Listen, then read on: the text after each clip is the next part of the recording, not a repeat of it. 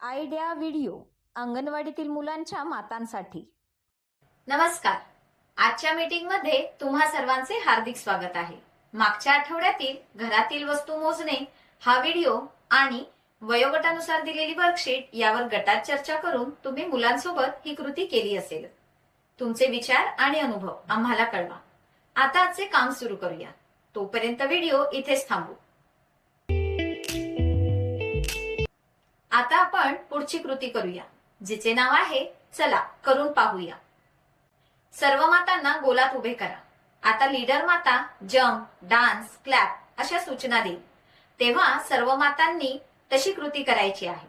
जी माता शेवटपर्यंत सूचनांचं पालन करून कृती करत राहील ती विजेती ठरेल.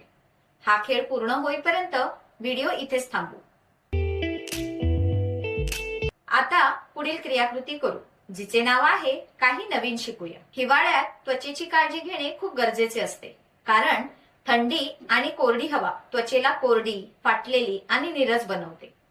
चला या व्हिडिओमधून अधिक माहिती घेऊया. हिवाळा म्हणजे थंडी, गुलाबी थंडी. पण या गुलाबी थंडीत आपल्या लहानग्यांची कोमल त्वचा कोरडी आणि रखरखीत होऊ शकते. म्हणूनच थंडीच्या दिवसात मुलांच्या त्वचेची योग्य काळजी घेणं खूप आवश्यक आहे. मुलांना गरम नव्हे तर कोमट पाण्याने आंघोळ घालावी. आंघोळीनंतर त्वचेवर सौम्य सुगंधरहित बेबी लोशन किंवा तेल लावावे. त्वचेची चमक टिकून राहण्यासाठी मुलांच्या आहारात बदाम, दूध, फळं आणि हिरव्या भाज्यांचा समावेश करा. मुलांना मऊसूत व तलम कपडे घालावेत.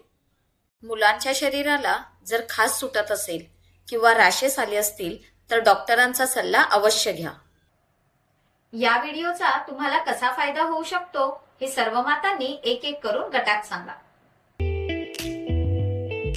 आता पुढील क्रियाकृती करू, जिचे नाव आहे घरी जाऊन मुलांकडून करून घ्या. घरी मजेदार खेळ क्रमांक 1. स्वयंपाकघरात किंवा भाजी विक्रेत्याकडे जाऊन मुलाला फळे आणि भाज्यांची ओळख करून द्या. त्यांचे रंग, चव इत्यादींबद्दल चर्चा करा. खेळ क्रमांक 2. मुलांना घेऊन फिरायला जा. फुले आणि पाने गोळा करा.